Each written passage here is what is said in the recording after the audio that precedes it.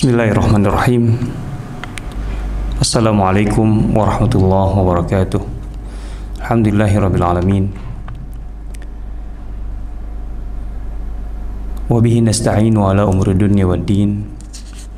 Wassalatu wassalamu ala sayyidil mursalin sayyidil awwalin wal akhirin khatamin nabiyyin nabiyyina wa habibina wa maulana Muhammadin wa ala alihi wa sahbihi ajma'in. Wa man istanna bi sunnatihi wa tabi'a hudahu ila yaumiddin, amma ba'd. Ikhwati akhwati muslimin muslimat, sahabat sirah yang berbahagia dan dirahmati Allah Subhanahu wa taala. Alhamdulillah, pada kesempatan sore hari ini kita bisa melanjutkan kajian rutin kita, yaitu kajian lintas masyriq dan maghrib. Dan pada kesempatan kali ini kita akan melanjutkan kajian khusus terkait dengan bulan Ramadan dengan tema besar ibrah dari kisah-kisah Al-Quran. Salah satu kisah Al-Quran yang populer atau kita terkenal di tengah masyarakat muslim secara umumnya adalah kisah tentang negeri Saba. Ada satu surah dalam Al-Quran dengan membawa nama ini, yaitu nama Saba. Tepatnya surah ke-34 kalau tidak salah, di juz 22. Di dalam surah Saba ada kisah tentang negeri Saba dan tempat atau tepatnya bangsa Saba di sini. Artinya Saba digunakan untuk menyebut tempat atau negeri dan juga digunakan untuk menyebut bangsa. Dalam surah An-Naml, Saba juga disebutkan dalam konteks negeri, itu sangat jelas, yaitu ketika Hudhud yang absen atau tidak hadir saat Nabi Sulaiman alaihissalam mengabsen satu persatu. Kemudian Nabi Sulaiman hanya menerima alasan ketidakhadiran Hudhud apabila betul-betul membawa berita yang sangat penting atau satu hal yang sangat penting. Maka ketika Hudhud tiba, Hudhud menjelaskan bahwa dia tidak hadir karena memang satu perkara yang sangat besar, di mana Hudhud sebagaimana semua yang ada di sekitar Nabi Sulaiman itu ikut andil dan berperan dalam dakwah.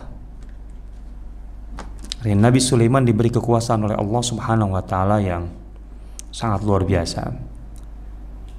La yanbaghi li ahadin, yang tidak bisa dicapai oleh siapapun. Ini kekuasaan terbesar yang bisa dimiliki manusia adalah kekuasaan yang dimiliki Nabi Sulaiman, di mana seluruh yang terkait dengan Nabi Sulaiman secara total digunakan sebagai pendukung dakwah, termasuk binatang, termasuk Hudhud. Ternyata Hudhud mencari informasi yang sangat jauh yang bisa kemudian dijadikan bahan untuk Nabi Sulaiman agar bisa mengembangkan dakwahnya. Dan Hudhud sampai ke negeri Yaman. Maka ketika dia kembali, Hudhud mengatakan, aku telah tiba min Saba'in binaba'in yaqin. Aku baru pulang, baru kembali dari negeri Saba. Nah, di sini konteksnya negeri dalam surah An-Naml, dengan membawa berita yang sangat meyakinkan, bukan hoax. Binabain yakin, yaitu mendapati suatu kaum atau suatu bangsa yang juga disebut dengan bangsa Saba, yang hidup dengan segala kemewahan, kemakmuran, dan seterusnya, tapi mereka tidak menyembah Allah, tidak bersyukur kepada Allah. Yasjuduna lisyams, mereka sujud, menghamba, beribadah, menyembah matahari. Dan penguasa mereka adalah imra'atan tamlikuhum, seorang wanita, berarti ratu, yang menjadi penguasa atas negeri ini sekaligus bangsa ini. Nah, ini awal cerita dari Saba yang kita dapati dalam surah An-Naml. Dalam surah Saba kita mendapatkan penjelasan lebih lanjut tentang kelangsungan dari negeri Saba itu. Yang di surah An-Naml jelas sekali mereka digambarkan sebagai sebuah negeri dan sebuah bangsa yang bergelimang kenikmatan yang sangat luar biasa, makmur.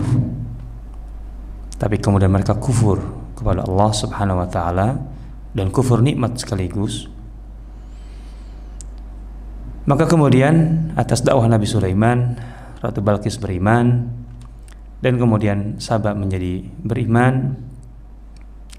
Tapi itu kemudian tidak bertahan. Akhirnya Saba kembali kufur, dan setelah itu maka turunlah azab Allah Subhanahu wa taala. Allah Subhanahu wa taala mengubah negeri Saba dari negeri yang sangat makmur itu menjadi negeri yang sangat miskin, sangat melarat. Dan bangsa Saba yang begitu maju, makmur, kemudian bukan lagi berubah menjadi bangsa yang melarat, tapi sebagai bangsa mereka musnah, sehingga tidak lagi dikenal, agar tidak lagi ada yang bernama atau disebut bangsa Saba. Tapi kemudian mereka pecah menjadi satuan-satuan kecil atau menjelma menjadi bangsa-bangsa kecil yang kemudian berpencar, tidak lagi tinggal di negeri Saba. Tentu itu setelah berjalan, wallahu ta'ala, kita tidak mendapatkan gambaran batasannya yang persis, tapi yang jelas ratusan tahun.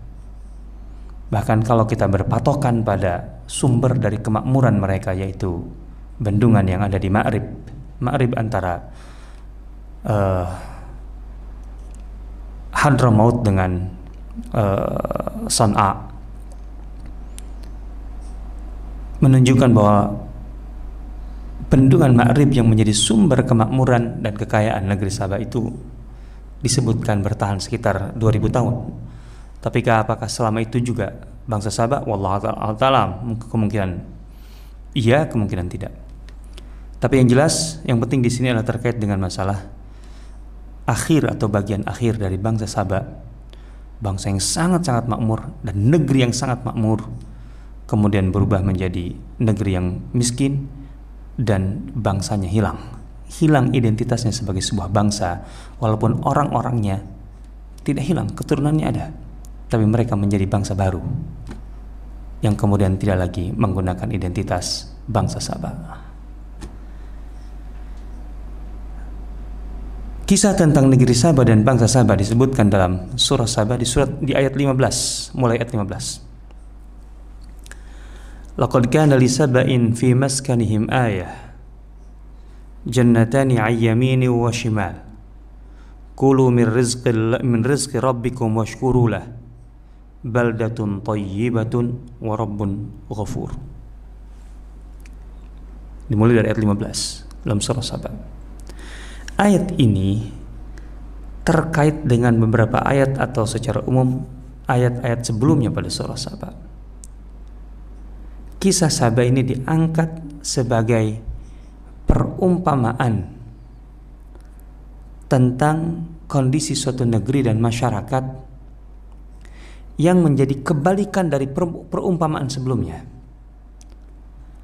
Allah Subhanahu wa ta'ala menjadikan kisah dan sejarah sebagai model, tentu pertama kali bagi Rasulullah SAW yang menerima Al-Quran ini, dan bagi para sahabat yang menyertainya. Bagaimana Allah Subhanahu wa ta'ala memberi petunjuk kepada Rasulnya, kepada umat ini, dengan memberikan penjelasan atau model tentang dua kondisi yang bertolak belakang dari satu titik yang sama, bertolak dari satu titik yang sama, yaitu adalah melimpahnya nikmat Allah Subhanahu wa taala pada satu negeri atau pada satu kaum, satu bangsa dalam hal ini. Bagaimana kemudian ada dua model yang berbeda terkait dengan nikmat ini? Model pertama adalah model masyarakat yang mensyukuri nikmat Allah. Model kedua adalah masyarakat yang kufur atas nikmat Allah. Tentu ini penting sebagai modal dan bekal bagi Rasulullah SAW yang sedang menjalani atau menata sebuah masyarakat baru. Yang tentu saja masyarakat ini akan menuju satu titik yang dikehendaki Rasulullah SAW sebagai umat Islam, yang tentu saja akan menjadi umat besar yang akan dibangun. Dan tentu saja seiring dengan pertumbuhan umat itu, nikmat Allah akan begitu melimpah, termasuk nikmat materi dalam hal ini, yang itu terjadi hanya beberapa saat setelah Rasulullah wafat. Ketika umat Islam dengan begitu luar biasa kokoh dan kuat bisa menaklukkan wilayah yang begitu luas, dan kemudian dari situ nikmat materi melimpah dengan luar biasa, maka ayat-ayat ini menjadi pelajaran yang sangat penting, arahan yang sangat penting, petunjuk yang sangat penting bagaimana mensikapi nikmat itu. Jangan sampai kufur, tapi harus syukur. Maka keterangan tentang kisah Saba pada ayat 15 tidak bisa dilepaskan dari kisah sebelumnya, yaitu dalam ayat ke-10 ketika Allah Subhanahu wa taala mengangkat Nabi Dawud alaihissalam dan Sulaiman. Walaqad atayna Dawuda minna fadla ya jibalu awwibi ma'ahu wa tayr wa alanna lahul hadid an i'mal sabighatin wa qaddir fis sard wa'malu salihan inni bima ta'maluna basir. Ini contoh atau model dari suatu kondisi di mana satu negeri, karena Daud posisinya sebagai raja penguasa, yang kemudian diteruskan oleh putranya Sulaiman sebagai raja dan penguasa yang membawa kemakmuran pada satu negeri, bukan pribadi saja. Bagaimana mereka menyikapi nikmat Allah yang diberikan begitu melimpah, dan Allah membukanya dengan kondisi pribadi seorang Dawud alaihissalam, bahwa Nabi Dawud dengan kekuasaan yang begitu luar biasa, yang didapatkannya dengan sebuah prestasi yang sangat luar biasa di tengah Bani Israel. Kita tahu Dawudlah yang berhasil memusnahkan atau mengalahkan, membunuh secara khusus Jalut, simbol tirani yang selama ini menghantui Bani Israel, yang membuat mereka inferior, gak pernah berpikir bisa menjadi besar, menjadi kuat, karena faktor Jalut, nama yang paling menakutkan. Tapi Dawudlah, wa qatala Dawudu Jalut, simbol yang menakutkan seluruh Bani Israel itu Dawudlah yang kemudian melenyapkannya. Maka dengan prestasi itu Daud kemudian menjadi penguasa, dan sebagai penguasa yang prestisius, artinya layak mendapatkan kekuasaan, layak mendapatkan pujian, layak mendapatkan penghormatan begitu tinggi, bukan karena pencitraan sebagai penguasa Daud, karena prestasi. Apa yang dilakukan Daud? Dimulai dari ketika Daud menikmati atau mensikapi segala kelebihan, keunggulan itu dengan berzikir, mengingat kepada Allah dengan seindah-indahnya suara Daud yang dikenal begitu indah, sehingga Allah meminta ya jibalu awwibi ma'ahu wa tayr, gunung-gunung, burung-burung, ayo ikuti irama Daud dalam berzikir. Alam semesta ikut dalam rentak zikir seorang penguasa yang dekat kepada Allah, yang bersyukur atas segala nikmat yang diberikan Allah, atau menyikapi nikmat-nikmat Allah dengan syukur yang luar biasa.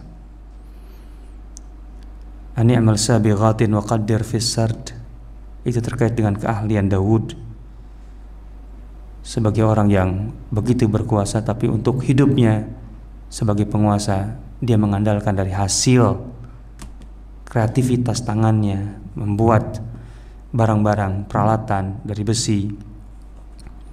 Wa'malu salihah, amal saleh. Amal saleh itu adalah bentuk dari kesyukuran, dan amal saleh di sini jelas adalah amal mihani, bukan ibadah ta'abbudi, bukan ibadah ritual. Konteksnya jelas bahwa Nabi Daud punya keahlian membuat peralatan-peralatan itu dari bahan besi, maka Nabi Daud menggunakan kemampuan untuk membuat alat-alat itu sebagai bentuk kesyukurannya, amal solehnya itu. Maka amal soleh itu bisa Anda lakukan sebagai petani dengan mengolah tanah supaya kemudian mendatangkan hasil yang baik, panen yang baik, kualitas kalau padi-padi yang baik, tanaman-tanaman yang baik, yang kemudian menunjang kesehatan banyak orang. Kalau Anda seorang dokter bekerja dengan baik, menjaga kesehatan masyarakat supaya kemudian mereka tenang beribadah kepada Allah Subhanahu wa taala. Amal mihani. Kalau Anda seorang arsitektur, membuat bangunan-bangunan yang bagus, yang baik maksudnya, supaya membuat orang-orang itu nyaman ketika dia punya rumah, bukan rumah yang kemudian kalau Anda developer dan sebagainya, itu yang 3 tahun kemudian harus mereka renovasi, mengeluarkan uang lagi dan seterusnya. Kalau Anda seorang politisi, buat kebijakan, atau pemerintah buat kebijakan-kebijakan yang bagus, amal salihah, itu amal saleh. Inni bima ta'maluna basir. Dan dilanjutkan dengan, artinya periode Daud berakhir, dilanjutkan oleh Sulaiman. Wali Sulaiman ar-riha. Coba bayangkan Allah sampai memberikan kemampuan kepada Sulaiman untuk mengendalikan angin untuk berdakwah kepada Allah. Semua kemampuan itu sebagai jalan yang paling efektif untuk mendekatkan diri kepada Allah. Di sini kita lihat loh, porsi pembicaraan tentang ibadah mahdhah, tentang ritual tidak banyak. Tentu itu masalah mendasar. Tapi yang sedang ditonjolkan adalah bagaimana semua fasilitas hidup itu menjadi sarana bagi setiap orang tentu yang memilikinya, yang paling bisa mendekatkan dirinya kepada Allah.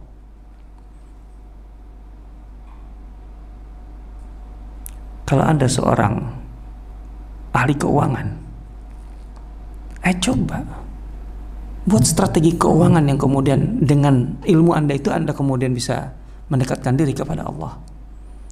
Kalau Anda seorang pengusaha, ayo bangun usaha atau bidang usaha yang dengan begitu, cara begitu, itu adalah kekhasan Anda yang bisa mendekatkan Anda, di mana tidak semua orang tidak bisa seperti Anda untuk dekat kepada Allah. Wali Sulaiman ar-rih ghuduwha syahrun wa rawahu syahrun wa asalna 'alahu 'ainal qitri. Bahkan kekuasaannya dalam mengendalikan, termasuk wa minal jinni may ya'malu baina yadayhi bi idzni rabbih, sampai jin, tapi semuanya untuk mendekat kepada Allah. Semua jenis kemampuan profesional kita itu seharusnya menjadi ladang kesalehan kita, amal saleh. Amal saleh jelas di sini. Wa amalus salihan terkait erat dengan itu. Jadi amal saleh tidak semata-mata ritual. Nah, ini contoh tentang satu model bagaimana nikmat Allah yang diberikan begitu melimpah itu disyukuri, yang hasilnya ya itulah melahirkan penguasa seperti Daud, seperti Sulaiman, dan kemudian bangsanya yang luar biasa sejahtera, maju, dan seterusnya. Sebaliknya, nah di sini letaknya kita menempatkan Saba ketika diangkat itu. sebagai contoh atau model kebalikannya. Titik awalnya sama-sama mendapat limpahan nikmat yang tidak terkira. Laqad kana li saba'in fi maskanihim ayah. Maskan adalah tempat tinggal atau negeri yang mereka tempati. Allah sampai menjadikan negeri Saba itu sebagai ayah, sebagai tanda. Tanda apa? Terkait dengan nikmat yang melimpah itu. Jannatani itu badal dari kata ayat. Tanda dari kemakmuran yang itu merupakan anugerah Allah. Jadi anugerah Allah kepada suatu negeri tampak sebagai sebuah tanda. Ya, tanda itu berupa jannatani ayyamini wa shimal. Ada beberapa cara penafsiran para ulama terkait, atau ada beberapa bentuk penafsiran para ulama terkait dengan makna jannatani an yamin wa shimal. Dua jannah, kebun dalam itu bukan sembarang kebun. Ini kebun yang sangat-sangat produktif, yang sangat indah.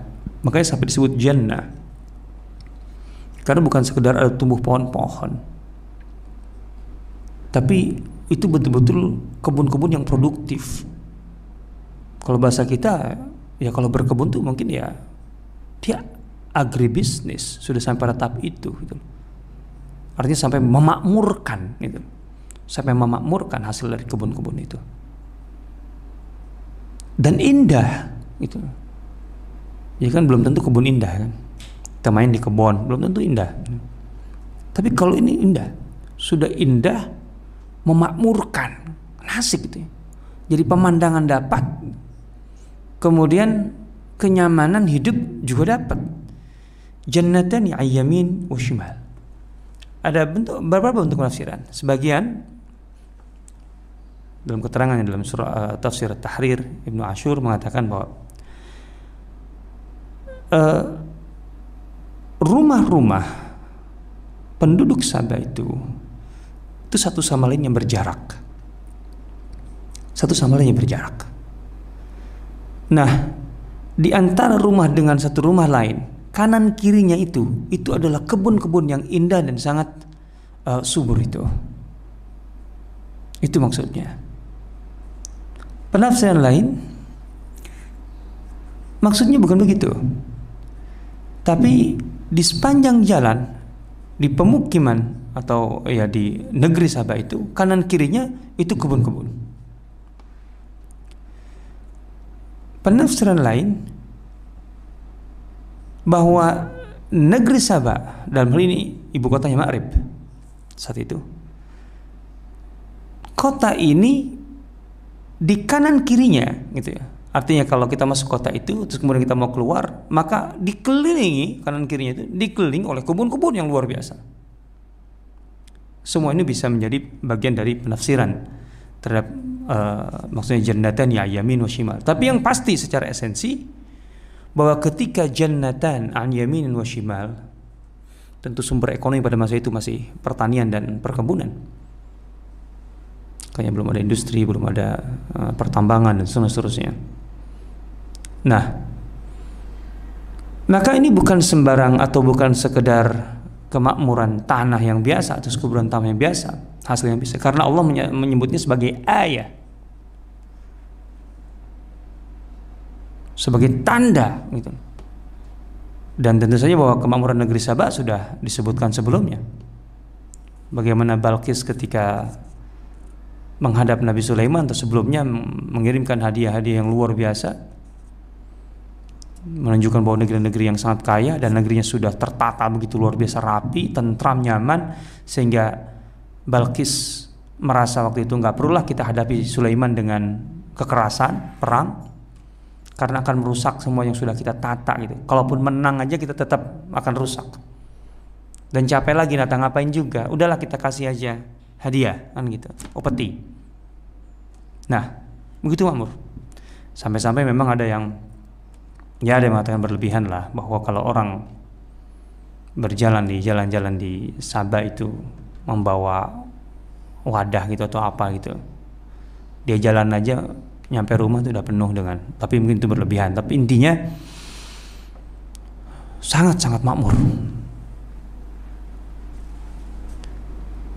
Maka kulu min rizqi rabbikum washkurulah. Maka ini adalah pesan dari Nabi tanpa disebutkan siapa nabinya, apakah memang itu Nabi Sulaiman datang ke Sabah setelah Balkis masuk atau beriman, atau memang itu Sabah sendiri sebagai seorang mukminah, Balkis sendiri sebagai mukminah, atau memang kemudian ada nabi yang diutus oleh Allah Subhanahu wa taala di Sabah yang kemudian mengingatkan mereka kulu min rizqi rabbikum washkurulah. Silakan makan, nikmati. Tapi ingat, dalam menikmati itu jangan pernah lepas dari dimensi syukur. Artinya sikap yang benar terhadap nikmat Allah itu syukur. Maka kemudian digambarkan segala kemudahan, kenyamanan, ketenangan, ketentraman, kemakmuran. Negeri ini disebut baldatun thayyibah.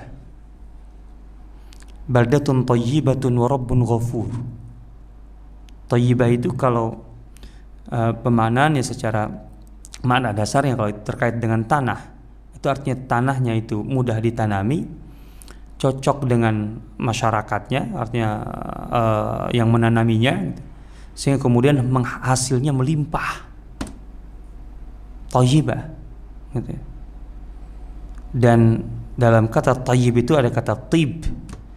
Tib itu kan parfum, wangi, bukan berarti berbau wangi, tapi ya di situ ada makna lebih dari sekedar menghasilkan, tapi ada keindahan, ada elegan lah intinya. Negeri ini luar biasa. Baldatun thayyibatun wa rabbun ghafur. Tentu ketika masih mereka bersyukur. Ini yang terjadi dengan sahabat. Tapi dalam perkembangannya fa'aradu, maka mereka kemudian menolak, berpaling. Artinya dalam perjalanan, dan itu bisa berjalan ratusan tahun, atau mungkin setelah peristiwa ini puluhan tahun, wallahu ta'ala alam. Tapi yang penting adalah pergeseran dari sebuah masyarakat yang atau bangsa yang bersyukur menjadi kufur. Fa'aradu, i'rad, menolak, berpaling, itu karena ada panggilan, ada ajakan. Artinya mereka diseru oleh dai-dai atau bahkan mungkin nabi, wallahu ta'ala alam. Tentu kita tahu bahwa dari semua nabi yang diutus Allah, lebih banyak nabi yang tidak diceritakan oleh Allah kepada kita. Artinya yang kita ketahui lebih sedikit, jauh lebih sedikit daripada yang tidak ketahui. Tapi yang jelas menurut ahli tafsir bahwa i'rad itu terjadi, berpaling itu terjadi karena ada yang memanggil, ada yang menyeru. Berarti mereka ini didakwahi. Ketika mulai terjadi pergeseran dari syukur mulai ke kufur, itu mereka terus diingatkan. Tapi kemudian mereka terus berpaling. Fa'aradu. Sampai di satu titik. Ketika mereka diingatkan berkali-kali, sampai satu titik. Di mana kemudian betul-betul mereka pada tahap puncak penolakan terhadap ajakan para nabi itu, fa'aradu, atau para dai itu, fa'aradu. Farsalna alaihim sailal harim. Maka kami kirimkan kepada mereka itu banjir yang sangat luar biasa. Sad Ma'rib, bendungan Ma'rib pecah. Bendungan Ma'rib yang menjadi sumber dari kemakmuran negeri itu pecah. Disebutkan sekali lagi bahwa Ma'rib ini, bendungan Ma'rib ini, Ma'rib nama kota, itu bertahan 2000 tahun. Kemudian pecah setelah ini. Ya. Ketika mereka diingatkan berkali-kali kemudian, atau sekian lama kemudian mereka menolak, akhirnya Allah mengirimkan banjir yang luar biasa itu dengan pecahnya bendungan itu. Seberapa besar sih Ma'rib? Sangat besar. Disebutkan bahwa Ma'rib ini menampung air dari 70 sungai yang ada. Wallahu alam dari mana saja tentu kita sulit mendapatkan data, tapi informasinya seperti itu. Jadi ada 70 sungai yang kemudian ditampung di Ma'rib. Ma'rib itu dibuat di antara dua gunung kok. Gitu ya.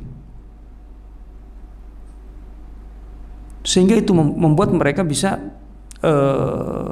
menampung debit air yang begitu besar dan tetap bisa mengairi karena mereka punya sistem irigasi, kemudian bisa mengairi ladang-ladang atau kebun-kebun mereka sepanjang musim panas dan musim gugur. Di musim dingin, gitu, musim semi tentu ada hujan, apalagi Yaman. Tapi setelah itu kemudian habis.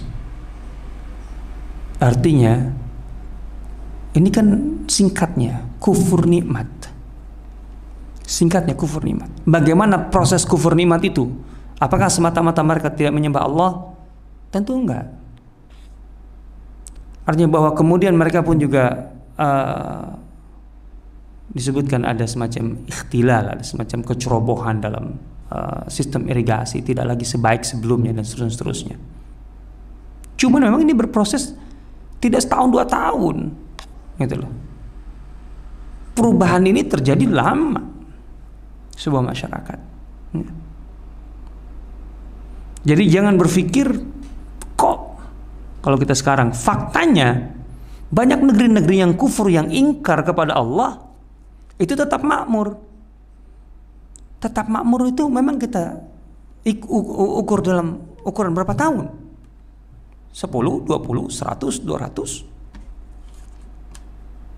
Kalau kita bicara kemakmuran, taruhlah acuan kita barat. Negara barat yang pertama kali makmur itu Portugal. Abad ke-15 dia sudah mulai makmur. Kemudian Spanyol. Abad 16, abad 17. Itu dua negara yang sangat makmur sekali. Tapi sekarang saja untuk ukuran Eropa Barat, Portugal negara miskin. Spanyol sudah ekonomi jeblok di bawah dibanding negara-negara Eropa lainnya yang seperti Jerman, seperti Prancis. Jadi jangan berpikir mereka tetap makmur, enggak juga. Memang perbandingannya dengan kita, iya, gitu ya. Tapi kalau mereka hitung dari sebelumnya, mereka jauh lebih makmur. Kota Sevilla itu pernah disebut kota emas. Bangunannya apa semuanya itu dari modal emas, dan banyak emas yang kemudian mereka buat terutama untuk tempat-tempat ibadah mereka. Gereja-gereja itu banyak terbuat emas, patung-patung dari emas. Maka pernah buat itu. Tapi sekarang itu. Jadi jangan berpikir karena ini bisa berjalan lama yang begini ini. Bisa berjalan ratusan tahun. Gitu ya. Jadi jangan berpikir bahwa faktanya enggak. Kita ini hidup cuma berapa tahun sih di dalam kehidupan ini? Paling 70 tahun kan. Sementara peradaban terus berjalan ketika kita belum ada dan kita setelah ada kan. Nah itu dia. Tapi suatu kepastian, kalau satu negeri itu kufur atas nikmat Allah, pasti hancur. Tinggal masalahnya kapan? Tentu bukan di tangan kita itu. Sebagaimana ini sebenarnya kan memberikan mafhum mukhalafahnya. Negeri yang terpuruk sekalipun, yang miskin sekalipun, kalau kita berbuat dalam makna bersyukur kepada Allah atas nikmat Allah, kita akan maju. Bagaimana semua penyelenggaraan negara ini, bangsa ini itu, di semua lininya, itu kemudian memaknai semua aktivitas kita dengan syukur, akan maju Indonesia ini. Akan maju, pasti. Tapi kalau kita mengelola negara ini, baik itu sebagai pemerintah ataupun sebagai masyarakat, sebagai rakyat, tidak dengan makna syukur, pasti akan hancur. Bahkan bisa jadi sebelum kita menikmati kemajuan, karena kita tidak layak di situ. Fa'aradu fa'arsalna 'alaihim sailal 'arim. Maka kemudian banjir yang begitu besar itu mengikis kesuburan tanahnya, mengubah kemudian iklim daerahnya, wilayahnya. Kemudian hujan menjadi tidak lagi sepadat atau sekerap sebelumnya, dan seterusnya. Maka sampai tidak ada yang tumbuh di kebun-kebun itu, udah nggak ada lagi tumbuh lagi, habis kok. Tanaman, hewan, bahkan orang pun banyak yang hanyut, habis. Maka yang tersisa dari orang-orang itu ya, atau ya, masih banyak kalau orang sih. Tapi kalau hewan dan tanaman tidak banyak bermanfaat atau berguna. Wa badalnahum bi jannatayhim, maka dua kebun itu yang sangat menjadi penyangga kemakmuran negeri Sabah itu, jannataini dawatai ukulin khamtin wa aslin wa syai'in min sidrin qalil. Pohon-pohon yang khamt itu adalah arak, itu pohon yang terkenal pahit. Kemudian asal itu aidah, pohon-pohon yang ada di wilayah-wilayah kering yang tidak bisa dimanfaatkan. Yang paling bisa dimanfaatkan itu sidr. Itu pun Allah menyebutkan wasidrin wa syai'in min sidrin qalil. Bidara ada, cuman juga sedikit, tidak bisa untuk menunjang kemakmuran. Dzalika jazainahum bima kafaru. Itulah balasan yang kami berikan kepada mereka atas kekufuran mereka atas nikmat Allah. Kekufuran atas nikmat Allah itu ketika suatu masyarakat atau seseorang bisa, dan suatu masyarakat mengelola nikmat Allah tidak sesuai dengan tujuannya, dan kemudian mereka ingkar kepada Allah Subhanahu wa taala. Intinya di situ. Nah, wal nujazi lil kafur, balasan seperti itu kan diberikan karena semata-mata mereka kufur. Kalau syukur atas nikmat tidak akan begitu. Bin ni'mati atau bisyukri tadumu ni'am. Dengan syukur nikmat itu akan berkelanjutan. Kita tuh bisa kok mempertahankan kelanjutan kemakmuran tuh bisa. Artinya bahwa memang roda kehidupan itu berputar, tapi bukan berarti berlaku absolut bahwa satu kondisi tidak bisa dipertahankan. Bisa kok orang itu tergantung dengan kita. Masalahnya manusia sering lengah. Itu masalahnya. Orang sudah pasti kok jaminan Allah, la in syakartum la azidannakum, kalau kalian bersyukur kami akan tambah. Indonesia ini negeri yang gemah ripah, loh jinawi dari bahan mentah. Tapi bahwa kita kemudian menjadi negara kaya tergantung bagaimana kita mengelola bahan ini. Kalau pengelolaan kita tidak didasari dengan nilai syukur, hanya ketika kita nih sebagai bagian dari bangsa ini, dari negeri ini, berlaku dalam kehidupan kita, mengelola kehidupan kita di negeri ini tidak dengan nilai syukur, maka kita akan hancur. Tapi kalau dengan syukur akan ditambah nikmat negeri ini.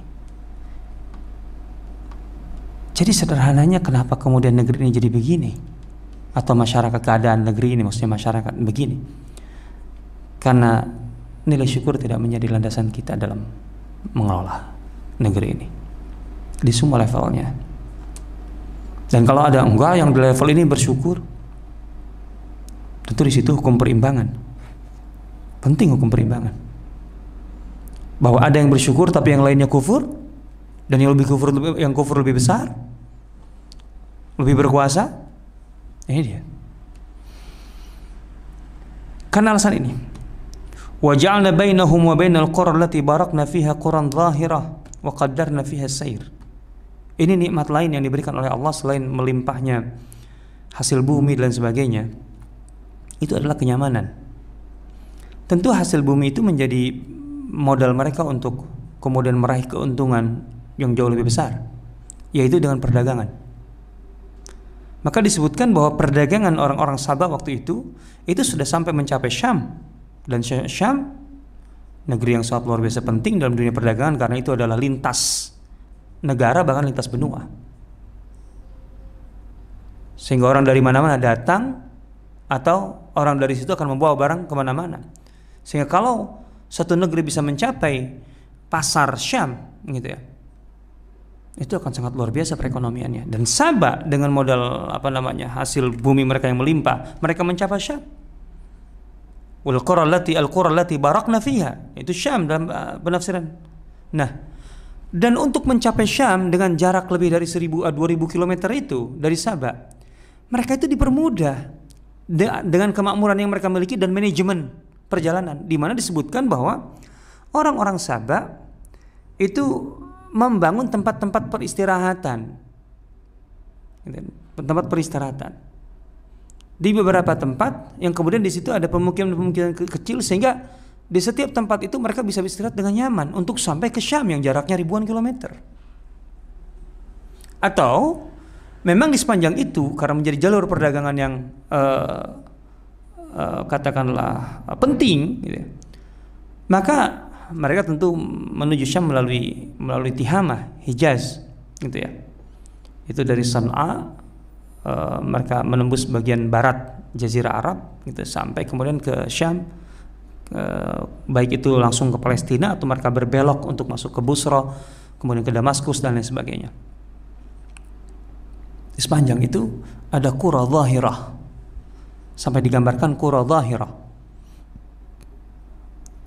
Ada kampung-kampung, pemukiman-pemukiman yang tampak kelihatan, sehingga seorang musafir itu ketika mereka mulai perjalanan, tapi kemudian dari kejauhan sudah nampak satu tempat peristirahatan atau negeri, kan menjadi nyaman. Tapi kalau betul-betul kosong, wah itu kan luar biasa. Belum lagi kalau itu adalah kota-kota, gitu ya. Artinya ada persinggahan, bisa jadi juga kota-kota, tempat mereka bisa berjualan, menukar barang di situ, sehingga kemudian keuntungan mereka bisa berlipat-lipat. Ini bagian dari kemakmuran atau dari kemakmuran dan kemajuan ekonomi negeri Sabah dan bangsa Sabah. Wa qaddarna fiha sayr, sehingga perjalanan itu bisa diukur. Siru fiha layali wa ayyaman aminin, aman, nyaman. Kurang apa itu? Hasil bumi melimpah, perdagangannya begitu meriah, gitu. Kemudian perjalanannya aman, itu semua adalah unsur-unsur penting dalam ekonomi, pertumbuhan ekonomi. Tapi kemudian mereka lagi-lagi kufur, sehingga ketika diingatkan dengan begitu, mereka kemudian nggak peduli amat, itu nggak penting. Mereka nggak menganggap itu sebagai bagian dari nikmat. Mereka kufur. Faqalu Rabbana ba'id baina asfarina wa dhalamu anfusahum. Gak apa-apa, jauh juga. Mereka pikir nikmat yang sudah rutin kayak gitu itu akan selalu terberi. Ini adalah kelengahan. Ketika suatu masyarakat di level tertentu, di generasi tertentu sudah merasa nyaman, dan kenyamanan itu dia warisi dari sebelumnya, dan dia merasa bahwa kenyamanan ini memang karena milik kita, itu sudah terberi. Di sini mulai kelengahan.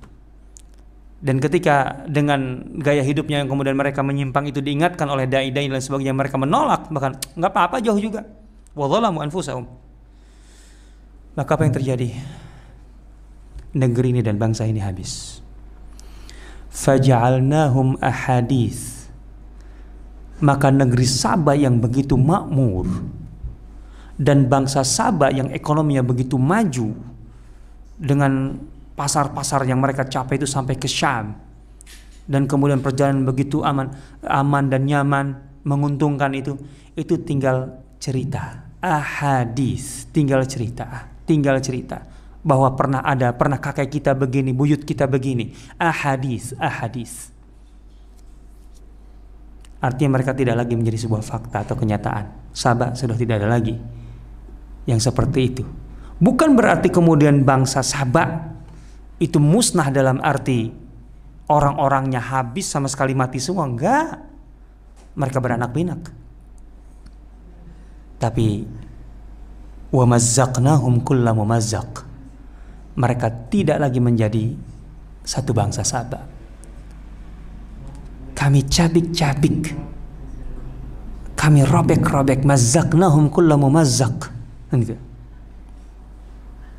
Kulla itu menunjukkan banyak, ya dulu ala makna kathir. Jadi bukan seluruh kul itu. Jadi banyak. Dari Sabah itu disebutkan kemudian tumbuh atau menjelma menjadi 10 kelompok bangsa baru. Ada Azd, ada Madhij, ada Ash'ariyun, kemudian ada Lakhm, ada Bajila, ada Ghassan, ada Khuza'ah, Judham, dan seterusnya. Dan ini kemudian kita mengenal bahwa ini bangsa Ghassan. Bangsa Ghassan itu yang tinggal di wilayah yang berdekatan atau menempel Jazirah Arab yang menempel dengan Romawi. Kemudian Khuza'ah itu ke Tihamah, mereka ke Hijaz, ke sekitar Hijaz, gitu ya. Azd itu ke timur, dan kemudian sebagiannya mereka masuk ke Hijaz yang menjadi Aus dan Khazraj. Tapi ada mengatakan Aus dan Khazraj dari Lakhm, bukan dari Azd. Ala kulli hal, intinya mereka kemudian menjadi satuan-satuan baru, bangsa baru dengan identitas baru. Khuza'ah dengan Lakhm, dengan Judham, dengan Ghassan itu tidak bisa lagi disamakan. Di zaman Rasulullah SAW itu sudah identitas baru. Ini orang Ghassan, ini orang Khuza'ah, itu sudah beda. Karakter budayanya juga beda. Padahal mereka semuanya berasal dari satu induk, yaitu Saba. Jadi jangan berpikir musnahnya suatu bangsa itu sesuatu yang sulit terjadi, apalagi tidak mungkin terjadi.